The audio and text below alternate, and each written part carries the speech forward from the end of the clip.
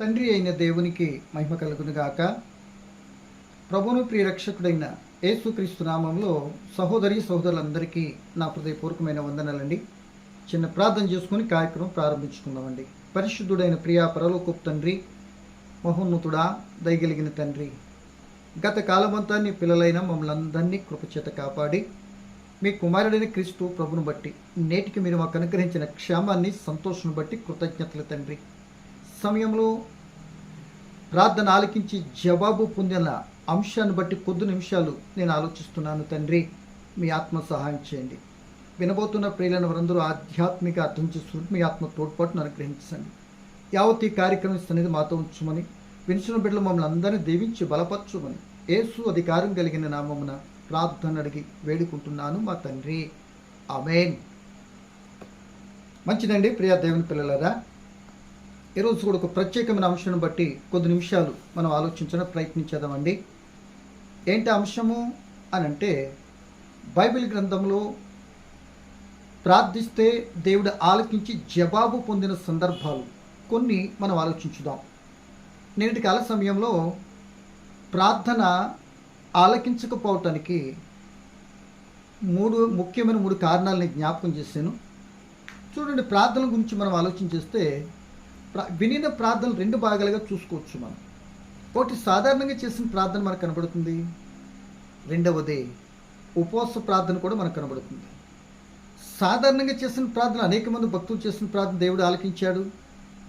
అలాగే ఉపవాస ప్రార్థన చేసినటువంటి ప్రార్థనలు కూడా దేవుడు ఆలకించి జవాబునిచ్చినట్లుగా బైబిల్ గ్రంథంలో మనకు కనబడతాయి.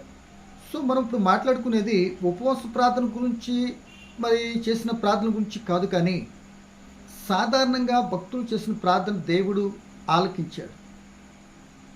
ఆ ఆలకించినటువంటి స్థితి, పరిస్థితి, సందర్భము, అక్కడ అవసరత లేకపోతే ఇబ్బంది, కష్టం ఏదైతే ఉందో వాటిని ఆ భక్తులైన వారు చక్కగా దేవుని దగ్గరకు వచ్చి ఏ విధంగా విన్నవించుకున్నారు, ఏ విధంగా మొరపెట్టారు, ఏ విధంగా దేవునికి చెప్పుకున్నారు, ఆ ప్రార్థన దేవుడు విని వారికి జవాబునిచ్చాడు. కనుక ఆ స్థితిగతులు మీరు నేను గమనించి ఈ విధంగా ప్రార్థించే భక్తులు వారు మొర విని వారికి కావాల్సింది వారి పరిస్థితుల నుండి విడుదల, రక్షణ, క్షమ ఏదంటే కానీ వారికి అనుగ్రహించినటువంటి స్థితి మనం చూస్తున్నప్పుడు నీకు నాకు ఒకటి అర్థమైపోవాలి.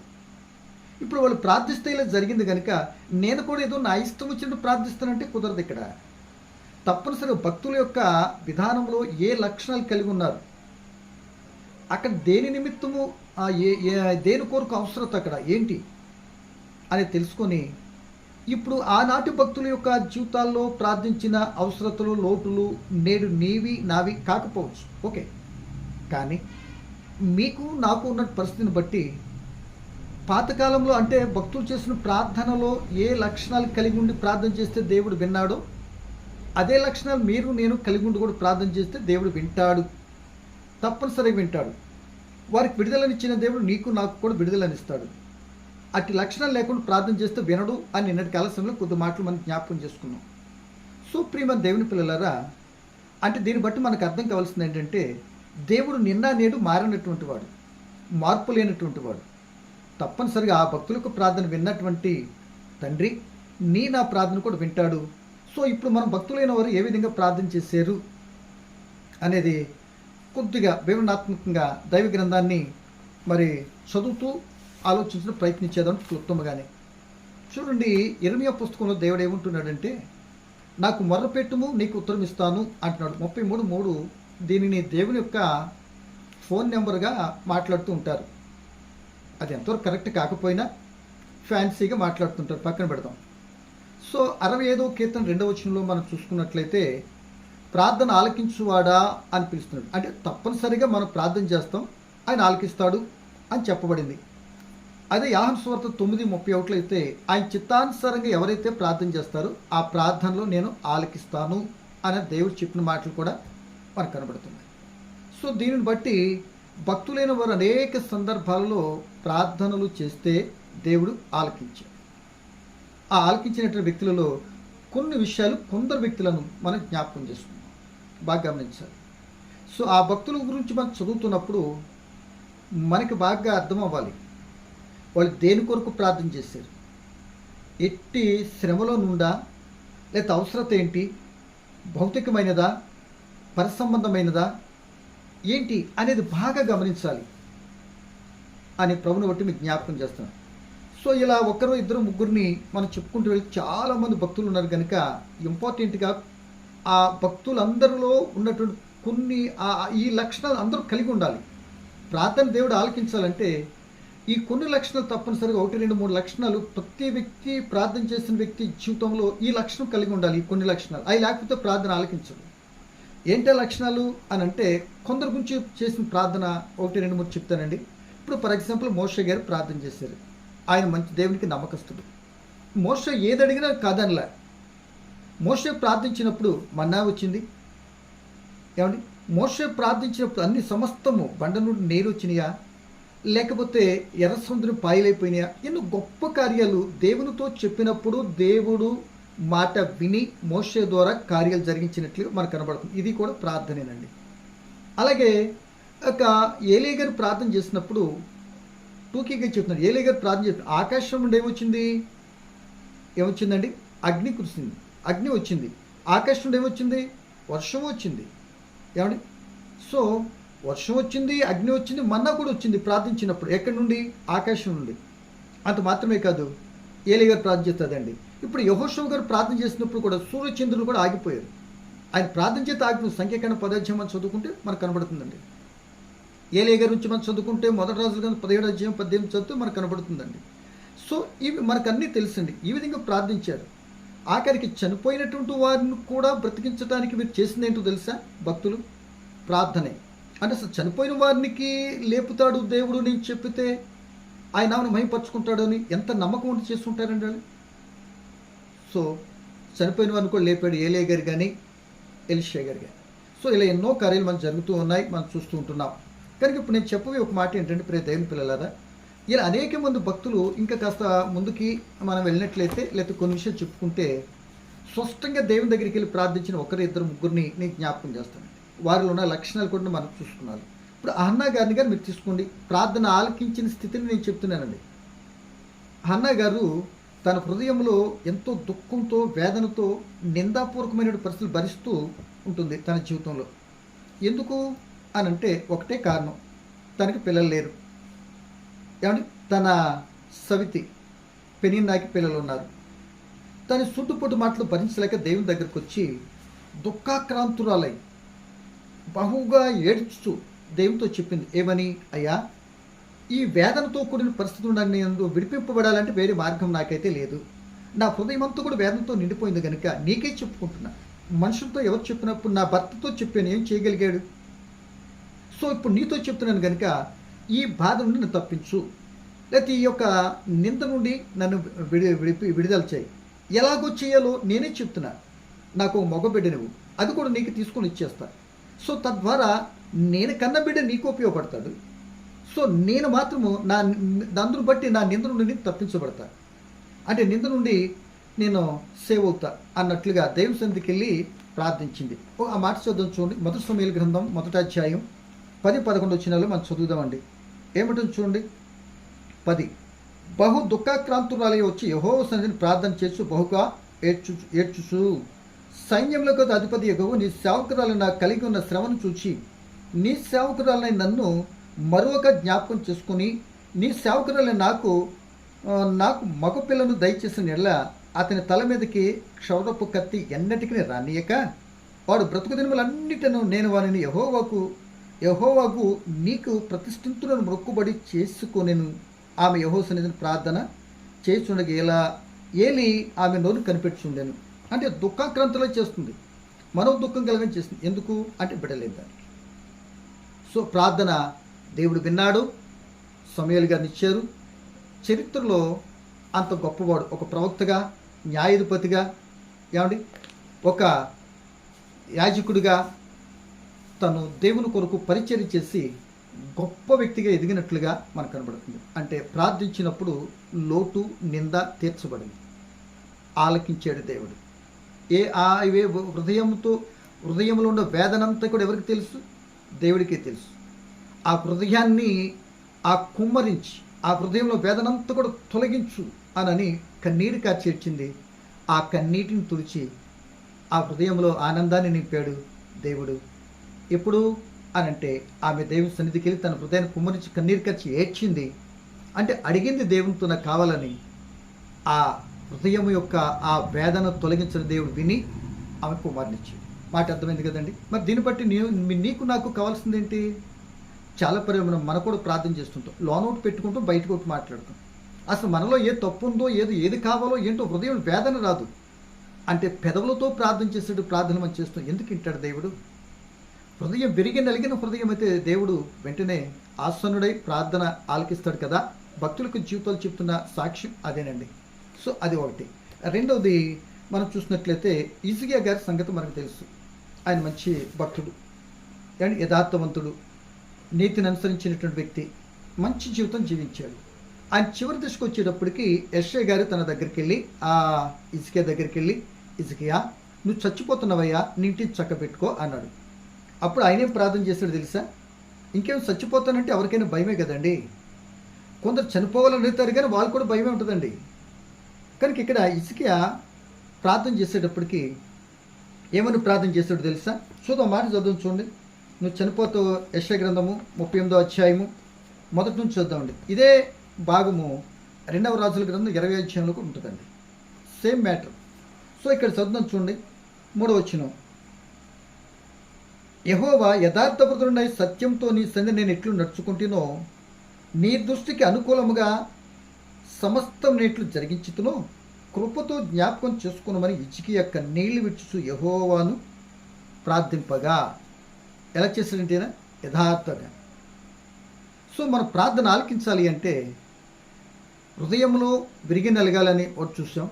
ఇప్పుడు మన ప్రార్థన చేయాలంటే యథార్థతతో నీ సందులు ఎట్లు ప్రవర్తించానో, నా బ్రతుకులో ఏదైతే చెప్పానో అదే చేశాను, నేను ఎలాగైతే ఉన్నానో అలాగే జీవించిందే నీ ముందు పెడుతున్నా, నా స్థితి అంతా కూడా మీకు తెలుసు కదా అని అనుకొని ఆ దేవుని సన్నిధిలో ప్రార్థిస్తున్నటువంటి స్థితి మనకు కనబడుతుంది. అంటే యథార్థతగా ప్రార్థన చేస్తే దేవుడు తప్పనిసరిగా ఆలకిస్తాడు. ఏమండి? కనుక యథార్థవంతుల ప్రార్థన దేవుడు తప్పనిసరిగా విని పరిష్కరిస్తారు. ఎందుకంటే యథార్థవంతుల్ని బలహీనపరిచే సంఘటనలు ఎన్నో వస్తూ ఉంటాయి. వారిని బలపరచడానికి దేవుడు కూడా తన కనుదృష్టితో చూస్తూ ఉంటాడు. సో ఇక్కడ యథార్థతగా నీ సందులు ఎలా ఉండానో నీకు తెలుసు కదా. నీ చిత్తమైతే నేను బ్రతకాలనుకుంటున్నా కనుక ఇప్పుడు ఏం చేయాలి? నన్ను బ్రతికించు అని దేవునికి ప్రార్థన చేసినప్పుడు హిజ్కియాకి ఆయుష్కాలం ఎంత పెరిగింది తెలుసా? అదే యెషయా గారు వెళ్ళిపోయే వ్యక్తి వెనక్కి వచ్చి నీకు ఆయుష్ 15 సంవత్సరాలు పెంచుతున్నాను అని దేవుడు చెప్పినట్లుగా మనం చూస్తుంటాం. దీన్ని బట్టి నీకు నాకు కావాల్సింది ఏంటంటే, మనం ప్రార్థించినప్పుడు వెంటనే జవాబు విని దేవుడు జవాబు ఇచ్చేటటువంటి విధానంలో ఇక్కడ మనకేం కనబడుతుందంటే ఆయనలో యథార్థత కనపడుతుంది.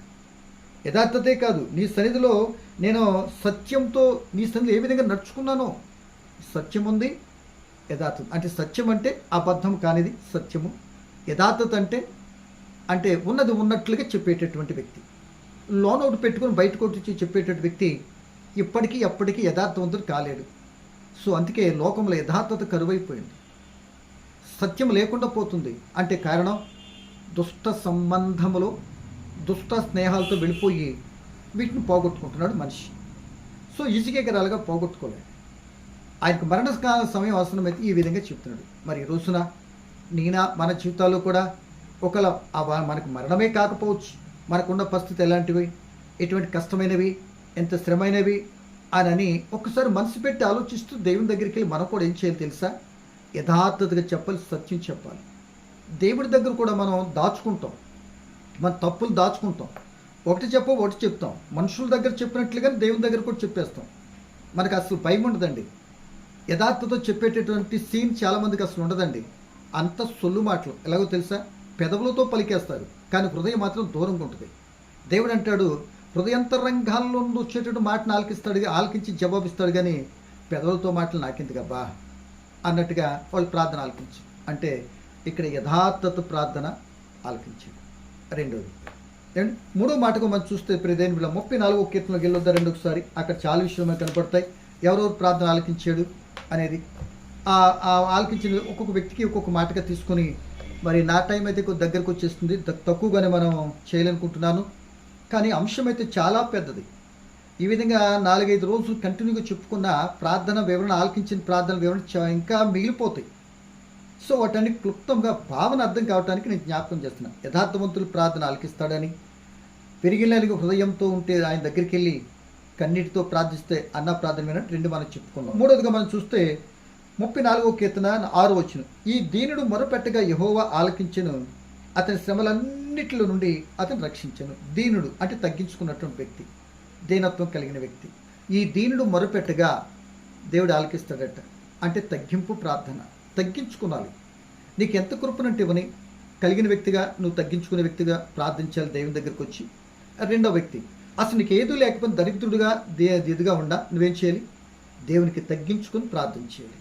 ఇప్పుడు హెచ్చింతో ప్రార్థన చేసినటువంటి పరిస్థితి ప్రార్థన విన్నాడా దేవుడు? వినలేదుగా.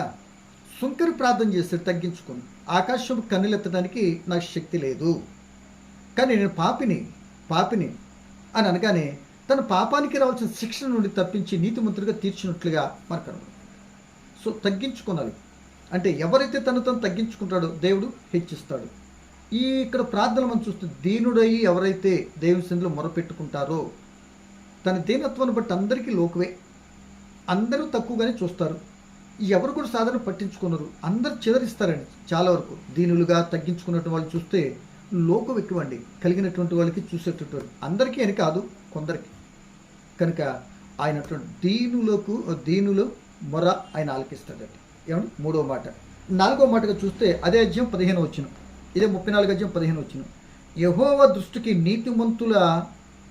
దృష్టి నీతిమంతుల మీద ఉన్నది, ఆయన చెవులు వారి మొరలకు ఒగ్గి ఉన్నవి. 17 వచనం, నీతిమంతుడు మొరపెట్టగా యెహోవా ఆలకించును, వారి శ్రమలన్నిటిలో నుండి విడిపించును. అంటే దీనుడుగా కానీ నీతిమంతుడిగా ఉన్నటువంటి వ్యక్తికి శ్రమలు కలుగుతాయి. వాటన్నిటిని తప్పించబడాలి అంటే నీ సొంత ప్రయత్నాల వల్ల తప్పించబడటం కష్టం. ఇక్కడ చెప్తున్న వాక్యం అదేనండి. నువ్వెవరివి? దీనుడుగా ఉన్నావు, నీతిమంతుడిగా ఉన్నావు. నీతిమంతుడిగా దీనుడుగా ఉన్నటువంటి వారికి శ్రమలు వస్తాయి. అవి ఏం చేస్తాయి? శ్రమలు వస్తాయి. ఏమవుతుంది? ఆ శ్రమల వల్ల ఏమవుతుంది అని అంటే, మనం యెహోవాకు మొరపెట్టాలి. మొరపెడితే ఆయన ఏం చేస్తాడంటే నీతిమంతుల యొక్క మొరను ఆలకించడానికి ఆయన చెవులొగ్గి చూస్తాడట. ఏమండి అదే కదా పేతృపత్రికలో చెప్తున్నాడు. ఏమని పేతృపత్రిక చెప్తున్న మాట ఏంటి ప్రియ దేవుని పిల్లలారా? అక్కడ పేతృపత్రికలో చెప్తున్న మాట ఏమిటో తెలుసా? ఏమంటాడో తెలుసా? పేతృపత్రికలో చెప్తున్న మాట ప్రియమైన వర్లరా, అక్కడ నీతిమంతుల యొక్క ప్రార్థన ఆలకించడానికి చెవులొగ్గాడట. ఏమంటే 3వ అధ్యాయం 12 వచనం చూసుకుంటే నీతిమంతులు ప్రార్థన ఆలకించడానికి ఆయన చెవులొగ్గి ఉన్నాడంట. అంటే వాళ్ళు ఏదైనా చెప్పితే విని ఆ శ్రమలో బాధలు ఉన్నటువంటి వారికి ఏం చేస్తాడు? ఆలకించి విడిపిస్తాడట. అంటే నీతితో నడుస్తున్నావు గనుక, అవినీతి లోకంలో నువ్వు నడుస్తున్నావు కనుక నిన్ను అవినీతిలోనికి లాగటానికి దుష్టుడు ఎన్నో రకాల ప్రయత్నాలు చేస్తూ నీకు శ్రమలు, నిందలు, ఆపదలు కలిగిస్తాడు, నిన్ను కేవలము నీ నీతి నుండి తప్పించడానికి. అప్పుడు మనం ఏం చేయాలి? వాక్యం చెప్తున్న మాట నీకు నాకు మరి బలపరుస్తున్న మాట ప్రార్థన చేయాలి. అంతేగాని రా చూసుకుందామా, ఏంటి ఇలా వస్తున్నాయి, లేకపోతే దేవుడా ఏంటి నేను ఇంతగా నీతిగా నడుస్తున్నాను కదా, నాకే ఈ శ్రమలు ఎందుకు రావాలి అని అన్నావా, అయిపోయినట్టే, నీ పని అయిపోయినట్టే. అంటే ఇక్కడ చెప్తున్న నీతిమంతుడు కలుగు ఆపదలు అనేకములు కూడా వస్తాయి, వాటన్నిటి తప్పించేది ఆయనే. తప్పించబడాలంటే నువ్వు నీతిమంతుడికి ఉన్నాను కనుక సమస్యలు వచ్చినట్టు కూర్చుంటూ కూడా కాదు, ఆయన చేతులు నాకు చెప్పాలి కదా. అడిగింది అమ్మాయి నా అన్నం పెడుతుంటారుగా, కనుక అప్పుడు నాకేం చేయాలి, నాకు చెప్పాలి, తప్పనిసరి నేను విడిపిస్తాను అంటున్నాడు. సో ఈ విధంగా మనం చూసుకున్నట్లయితే అనేక మంది భక్తులు ప్రార్థన చేశారండి. చాలామంది భక్తులు ప్రార్థన చేశారు. ఏమని? ఇప్పుడు యాహను పేతురులు ప్రార్థన చేశారండి, కుంటువాణిని స్వస్థపరిచాడు. అలాగే మరి చూసినట్లయితే పేతురు గారు 9వ అధ్యాయం మరి అపోస్తుల 9వ అధ్యాయం 40 అంటాడు, చనిపోయినట్టు ద్వారకను కూడా బ్రతికించాడు. కేవలం ఏంటి? ప్రార్థన చేస్తే దేవుడు విని కార్యం చేసేది. ఇక్కడేంటి? కుంటువాన్ని స్వస్థపరిచిందేంటి అంటే, మా దగ్గర వెండి బంగారాలు లేవు కదా, సో మాకు కలిగింది మీకు ఇస్తున్నావు, లేచి నడవమనగానే వాడు దిగ్గున లేచి, ఏమంటే అప్పటికెవరూ ఆ చేయలేని ఆశ్చర్యకార్యాన్ని ఆ దేవుని ద్వారా వీళ్ళు చేయగలగటానికి దేవుడు వారిని వాడుకున్నాడు. సో సంఘం కూడా ప్రార్థించింది. ఇలా చెప్పుకుంటూ పోతే ఎన్నో విషయాలు. సంఘం కూడా ప్రార్థించింది. ఒకప్పుడు సంఘం 4వ అధ్యాయం అపోస్తులుగా 4:31 సంఘము ప్రార్థించినప్పుడు భూమి కంపించింది అని వాక్యం చెప్తుంది. అలాగే సంఘం ప్రార్థించినప్పుడు చెరసాలలో పేతురు గారు విడుదల పొందారు. అంటే ప్రార్థన ఒక్క కార్యంగా అనేక సందర్భాలు అనేక మంది వ్యక్తులు అన్నిటికీ ప్రార్థనే చేశారు. పని చేస్తున్నారు, ప్రార్థన చేస్తున్నారు. కనుక ఇప్పుడు ఆ విధానంగా మనం చూసినట్లయితే సంఘము ప్రార్థించగానే పేతురు కూడా విడుదల పొందాడు. ఒక్క రాత్రిలోని రాత్రంతా కూడా ప్రార్థన చేశాడు. 20 సంవత్సరాల శత్రుత్వం, అన్నతో ఉన్నటువంటి ఏషావుతో ఉన్న శత్రుత్వము పోయింది. మిత్రులుగా మార్చబడిపోయాడు. అంత మాత్రమే తన జీవితం కూడా మార్చబడిపోయింది. ఎలా యాకోబు ఇశ్రాయేలు అయిపోయాడు. చరిత్రలో నిలిచిపోయాడు గొప్ప వ్యక్తిగా. ఒక్కరోజు ప్రార్థన దేవుడు ఆలకించి తన స్థితిని మార్చి గొప్ప వ్యక్తిగా నిలబెట్టాడు. సో ఇలా ప్రార్థన గురించి మనం ఎంతోమంది వ్యక్తులను మనం జ్ఞాపకం చేసుకుంటండి. దేవుడు నీకు నాకు చెప్తున్న మాట ఏంటంటే, నువ్వు ప్రార్థిస్తున్నప్పుడు అవి నేను పొందుకున్నాను అని నమ్మాలి. అది నేను అడిగాను కనుక దేవుని మార్కు సువార్త 11:24 చెప్తున్న మాట ఇదేనండి. మనం అడిగినవి నేను నమ్మి ప్రార్థించి అవి నేను పొందుకున్నాను అని మొట్టమొదటి నీకు నమ్మకం రావాలి. నమ్ముట నీ వంతు అయితే నమ్మువానికి సమస్తం సాధ్యపడుతుంది. మీరు బాగా గమనించినట్టు ప్రియమ దేవుని పిల్లలారా, 1 యోహాను పత్రికలో ఒక మాట చెప్తాడండి దేవుడు. ఏమంటున్నాడంటే ఆ మాట చాలా ఇంపార్టెంట్ అనమాట అండి. మనం ఏదడిగినా దేవుడు ఇస్తానంటున్నాడు. ఆ మాట చదువుతున్నాం చూడండి. 1 యోహాను రాసిన పత్రిక 5వ అధ్యాయం 14వ వచనం. ఆయనను బట్టి మనకు కలిగిన ధైర్యం ఏదనగా, ఆయన చిత్తానుసారంగా మనం ఏది అడిగినను ఆయన మన మనవి ఆలకించుననున్నదియే. ఆయన చిత్తానుసారంగా ఏది అడిగినా ఇస్తాడట. ఆయనకు ఒక ఇష్టం ఉంది, ఒక క్రమం ఉంది, ఒక పద్ధతి ఉంది. ఆ పద్ధతి ప్రకారం వెళ్ళి అడిగితే తప్పనిసరిగా దేవుడు దయచేస్తారని వాక్యం సెలవుస్తుంది. కనుక ఆయన చిత్తానుసారం మనం అడుగుదాం. నీతి, న్యాయము, యథార్థత, తగ్గింపు, ఈ లక్షణాలు ఎవరైతే కలిగి ఉండి దేవునికి ప్రార్థన చేస్తారో, విరిగిన హృదయంతో ప్రార్థన చేస్తారో, వాళ్ళ ప్రార్థనలన్నీ దేవుడు ఆలకిస్తాడండి. చాలా పర్యాలు మనం ప్రార్థన చేయము, ఎవరి మీదకో నెట్టేస్తుంటాం. ఏమండి, మనం ప్రార్థన చేయము, ఎవరెవరికో ఫోన్లు చేసి చెప్తాం. తప్పు అని నేను చెప్పట్లే. ఫస్ట్ ఆఫ్ ఆల్ నీకు ఆకలిసినప్పుడు నువ్వు తినాలి కదా, నీకు దాహమైనప్పుడు నువ్వు తాగుతున్నావు కదా, నీకు బలహీనత ఏదైనా వస్తే ట్యాబ్లెట్ నువ్వు మింగాలి, వారు కాదు. వారు సహకరిస్తారు, సహాయం చేస్తారు. ముందు నీకు ఉండాలి కదా పరిపూర్ణ నమ్మకత్వం, విశ్వాసం. అది లేకుండా వారు చేస్తారు లేదో చెప్తాం కానీ చేస్తారంటావా అని నా అపనమ్మకం. చెప్పనే ఎలా ఇటువంటి అపనమ్మకం ఉంటే నీ కార్యాలు ఎలా జరుగుతాయి? కనుక మీరు కూడా ఏం చేసుకోవాలి? ప్రార్థన చేసుకున్నారు. కనుక ఈ మాటను బట్టి ప్రియ దేవుని పిల్లలారా, దేవుడు కూడా ఏం కావాలని కోరుకున్నప్పుడు ఒక చక్కటి మాట్లాడినటువంటి వాళ్ళు ఉన్నారు. ఏమండి, కనుక ఈ సమయంలో ప్రార్థన ఆలకించినటువంటి అన్నా ప్రార్థన ఆలకించాడు. ఏమండి, హిజ్కియా ప్రార్థన ఆలకించాడు, మోషే ప్రార్థన ఆలకించాడు. ఏమంటే ఎలీషా ఏలియల్ ప్రార్థన ఆలకించాడు, సంఘ ప్రార్థన ఆలకించాడు, శిష్యుల యొక్క ప్రార్థన ఆలకించాడు. యేసు ప్రభువుకు ఎన్నో ప్రార్థన చేసి మరి గొప్ప జయం పొందినట్టుగా మనకు కనపడుతుంది. నేను ముగించడానికి ఇష్టపడుతున్నా, ఇప్పటికే కాలాతీతమైంది. కనుక ఈ సమయంలో ప్రియ దేవుని పిల్లలారా ఆలోచించండి. ప్రార్థన ఆలకిస్తాడు దేవుడు. కానీ నీకు నాకు ఉండవలసిన లక్ష్యం ఏంటో తెలుసా? ఆ భక్తులైనటువంటి వారు ఏ స్థితిలో ఉండి ఏమేమి ఎందుకొరకు ఎలా అడిగారు అవి మన దృష్టిలో పెట్టుకొని వాళ్ళ యొక్క చేసిన ప్రార్థన దేవుడు ఈ విధంగా చేస్తే ప్రార్థన విన్నాడు. కనుక వారు ఎంత బాధతో ఎంత కష్టం వచ్చినా సరే, పరిస్థితులు ఎన్నైనప్పటికీ సరే ఎక్కడికి వెళ్ళి ప్రార్థన చేశారు, ఎవరితో చెప్పుకున్నారు? లోకులు అధికారులతో చెప్పకుండా ఎలాగైతే దేవుడితో వారి సన్నిధానానికి వెళ్ళి లేకపోతే ఎక్కడుంటే అక్కడ ప్రార్థించుకొని ఆయన నుండి మేలు పొందుకున్నారు. కనుక ఇవి ఈరోజు నీకు నాకు కూడా ఒకవేళ ఇటువంటి కష్ట నష్టాలు కలిగితే, ఇబ్బందులు అయితే మనం ఏం చేయాలి తెలుసా? ఆ దేవుని దగ్గరికి వెళ్ళి ప్రార్థిస్తే అట్టి మనసు, అట్టి యథార్థత, అట్టి నీతిమంతత్వం, దీనత్వం ఏంటి, అట్టి లక్షణాలు నువ్వు నేను కలిగి ఉండి ప్రార్థన చేస్తే తప్పనిసరిగా విని ఫలితాన్ని అయితే దేవుడు ఇస్తాడండి. అట్టి కృప మనం పొందుకొని అటువంటి ప్రార్థన యోధులుగా మనం ప్రార్థించి గొప్ప యోధులుగా, సాక్షులుగా ఉండే కృప దేవుడిని కోరుకుంటూ ఈ మాట ముగిస్తున్నాను. పరమ తండ్రి నీకు వందనాలు. పలకొండు మాటలో పరమార్థం బిడ్డలు గమనించి మీ చిత్తానుసారి ప్రార్థించి అనేక మేలు పొందుకునే కృప నాకు మాకు అనుగ్రహించుమని నాయనా మీ చిత్తాన్ని ఎరిగి ప్రార్థించేట మంచి మనసు ఆత్మ తోడ్పాటుని మనం ఏస్తున్నామని అడుగుచున్నాను తండ్రి. ఆమేన్. వందనాలండి.